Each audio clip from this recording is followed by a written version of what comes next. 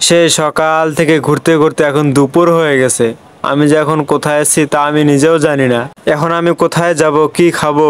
আমার পেটের ক্ষুধা তো ক্ষণে ক্ষণে বাড়তেই আছে, আর পিপাসা আমার বুকটা একদম ফেটে যাইতেছে। দেখি কোথাও পানি পাওয়া যায় কিনা।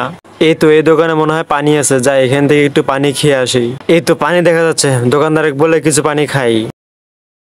ভাই একটু পানি খাওয়া যাবে? হ্যাঁ, ওখানে রাখা আছে, নিয়ে খাও। আচ্ছা ঠিক আছে।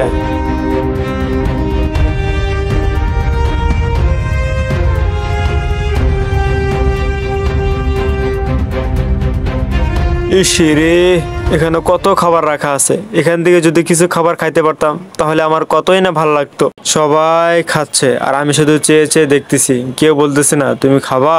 ইয়া আল্লাহ, আমাকে কিছু খাবারের ব্যবস্থা করে দেন।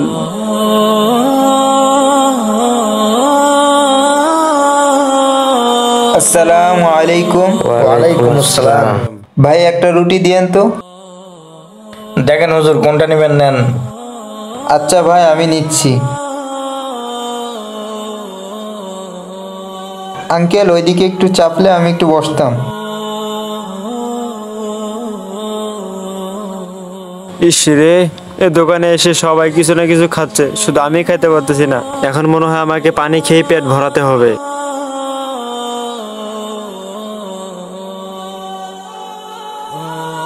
ভাই আপনাকে বলছি, আপনাকে খুব ক্ষুধার্ত মনে হচ্ছে। আপনি কি রুটি খাবেন? না না, এখন লাগবে না, এখন খাবো না। না না, তোমাকে তো খুব ক্ষুধার্ত মনে হচ্ছে। নাও একটা রুটি না খাও। না, এখন না। নাও খাও। ছেলেটা মুখে মুখে না বললেও মনে হচ্ছে সে খুবই ক্ষুধার্ত। ভাই আরেকটা রুটি নিচ্ছি। হ্যাঁ, আচ্ছা নেন। এই নাও রুটি। এ ভাই, তুমি এখানে আসো তো, তোমার সাথে একটু কথা বলি। ভাই, তোমার সমস্যাটা কি বলো তো? আমার সমস্যাটা হচ্ছে যে আমি গ্রামের বাড়িতে লেখাপড়া করতাম, তো আমার সাথে আমার এক ফ্রেন্ডও পড়তো। সে আবার 6 মাস আগে ঢাকা শহরে আসছে। সে একটা বলে অনেক বড় অফিসে চাকরি করে। সে আবার বললো তুই ঢাকা শহরে চলে আয়, তোর বাপ মার আর গালি শোনা লাগবে না, আমি তোকে ভালো একটা চাকরির ব্যবস্থা করে দিব, আর আমরা দুজন পুরো ঢাকা শহর বিন্দাসে ঘুরবো, এনজয় করব। এগুলো শুনে ঢাকা শহরে আসছি। আমি সকাল থেকে ঘুরতে ঘুরতে এই ক্ষুধার জ্বালায় এই দোকানে এসে উঠছি।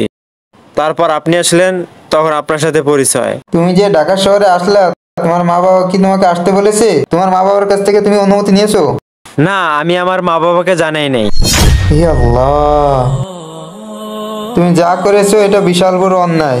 আল্লাহ তাআলা হয়তো এই জন্যই তোমাকে এই পরীক্ষায় ফেলেছে, এই মুসিবতে ফেলেছে। তুমি বাপ মার অবাধ্য হয়েছো। দুনিয়ার মধ্যে এটা অনেক বড় একটা জঘন্যতম পাপ। হুজুর, আপনার কথা শুনে খুব খুশি হলাম। আর আমি তোমাকে একটা কথা বলি ভাই, শোনো।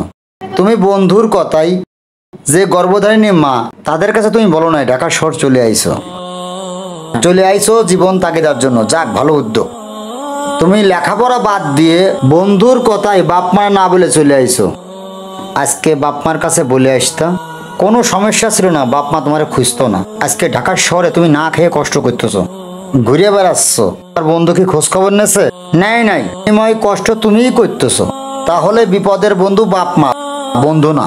তুমি যে বন্ধুর কথাই ঢাকায় চলে আসলে, সে বন্ধু কই? বিপদের সময় বাপ মা, অন্য কেউ না। তুমি অনেক বড় ভুল করেছো। তা ঠিক আছে, তুমি হুজুরের সাথে কথা বলো, হুজুরের সাথে কথা বলে পরামর্শ করো। তাহলে ভাই দেখো, তুমি যে তোমার মা বাবাকে কষ্ট দিয়ে এসেছো, এজন্য তোমাকে সাজা পেতে হচ্ছে। হুজুর, আপনি অনেক সুন্দর কথা বলছেন।